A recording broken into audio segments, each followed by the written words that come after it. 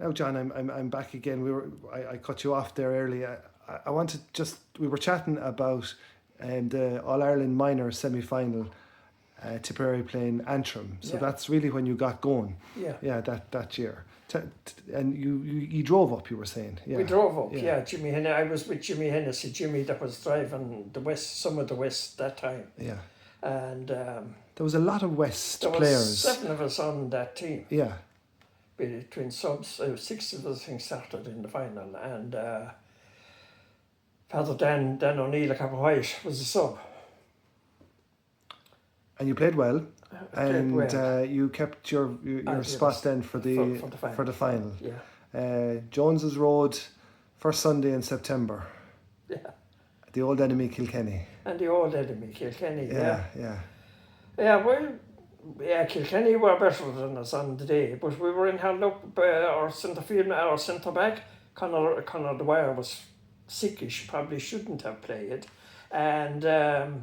Jim Ryan Fenner wasn't in the best of form in the middle of the field. 2 people that had been playing very well up to that.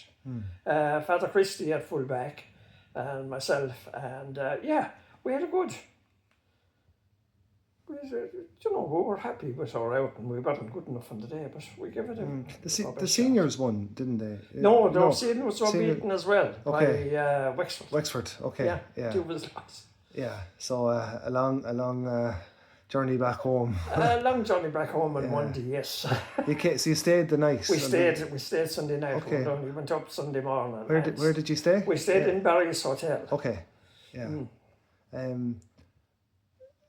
Barry's was a big hurling big hurling spot. Yeah, big hurling spot. And still is to a degree, isn't it? You know, it's still.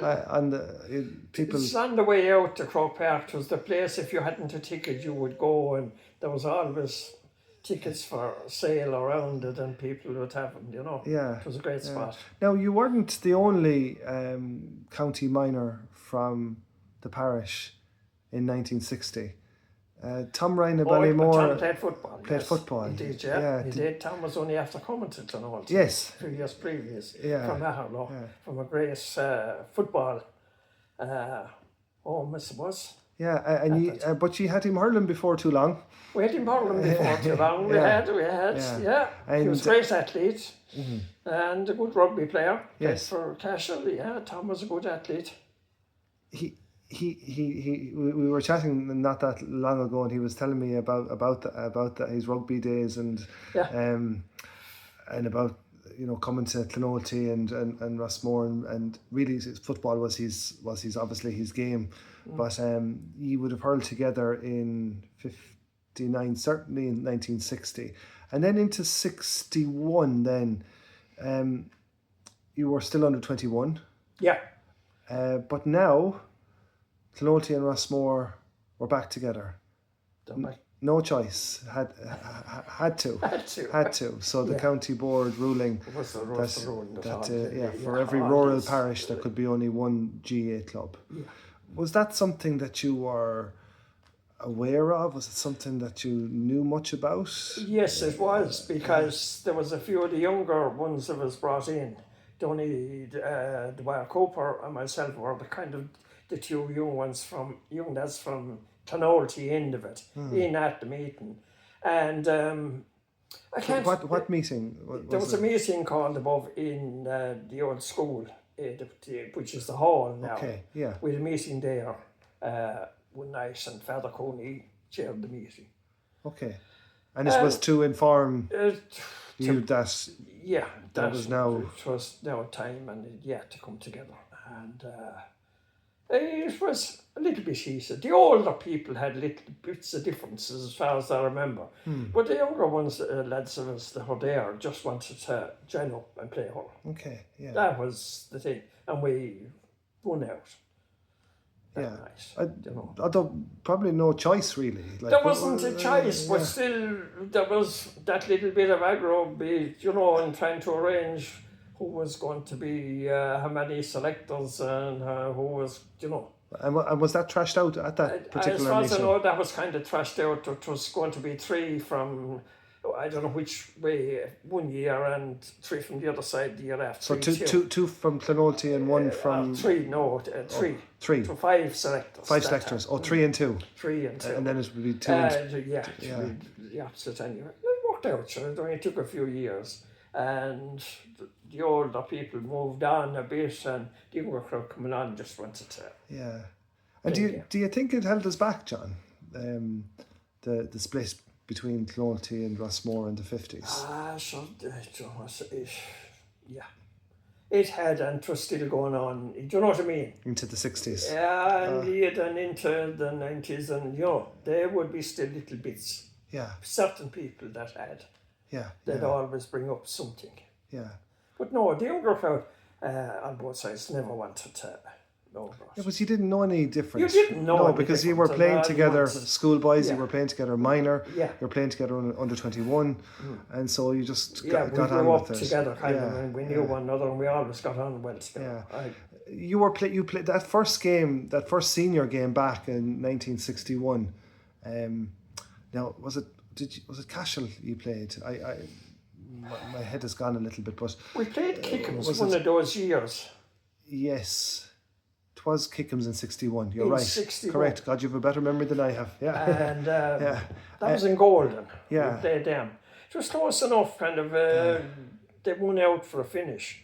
Now, I counted how many Clonoulty men were on it and how many Rossmore men were on it. So on that particular day, there was about 10-5, I think it was. Yeah. In favour of Rossmore. Of Rossmore, yeah. Yeah. It could have been, you know what I mean? Rossmore had the better of it, I suppose, in the late 50s, early 60s, in terms of numbers. Numbers, yeah. Yeah. And you see, some of our younger players stopped hurling too. Donny the Cooper stopped hurling very young.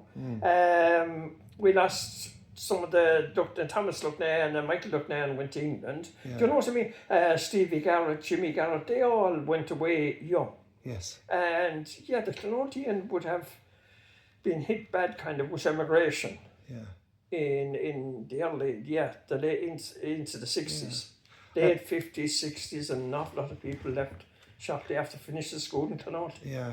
And I suppose this is it's the tale and the story for the next part of the book as we're only going up to 1961 on this occasion, but I'll ask you now in case we don't get a chance again, because it's something that I'm just curious about. Like we had, we had a fair team. We had 2 senior teams in 1959, a Clonoulty senior team, a Rossmore senior team.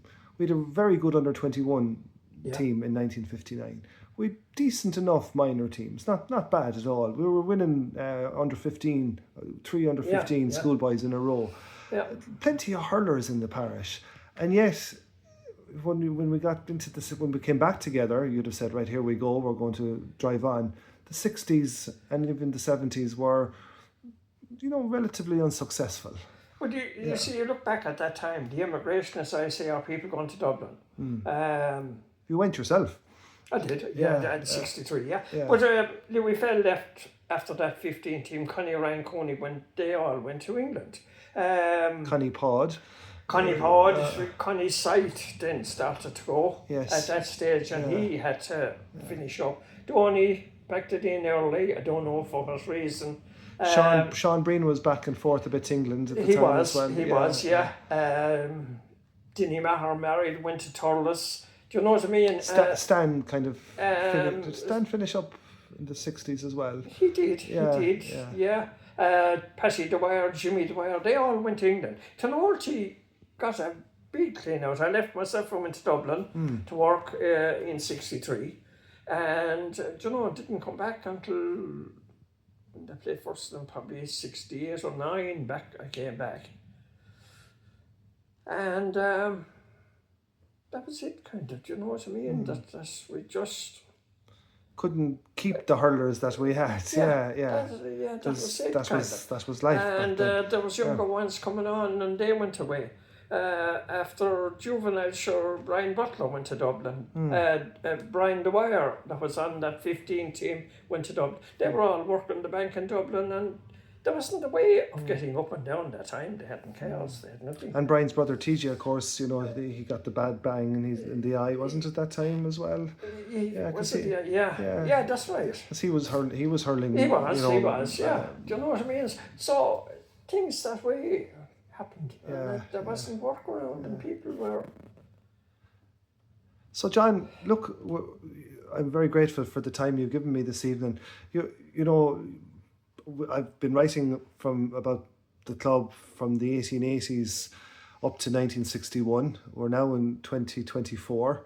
You're 82 years old and still going very strong. You must be proud of that sort of link and that line that you and your family have had right back to the beginning of Gaelic games in this parish. It has been unbelievable, kind of. Do you know what I mean?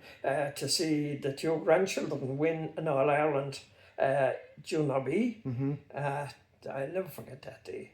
That was really, I suppose, one of the days that I'll always remember. Yes. It was great. I was involved with the 14 team in 77 and the 16s in 75 and 6. We had great days. You know, and being chairman of the club in 97 and treasurer of the club in 89 when we had senior successes, you know. Yeah. So I've had a great innings with the club. And great. And I'd always been involved, always interested. I only saw you at the county final last week, where you were with the 97 team that was, I suppose, presented and honoured at just before the senior county final. Great to see you there. When I came down this evening, you were just straight away talking about yesterday's achievement for the Camogie girls. I suppose it's not going to leave you now, John. The club is in your blood, it's in your heart, and it always will be. Oh, it always will be, yeah. And thank you for your time, and thank you for everything you've done for the club. And I look forward to seeing you around for many more years to come, please God. William, thank you very much. And the amount of work you have done for the club over the last number of years is great to see you back with the club. You're teaching the club. It's great to see you back in the parish living again. So best of luck to you and your family. Thank you very much. Thanks, John.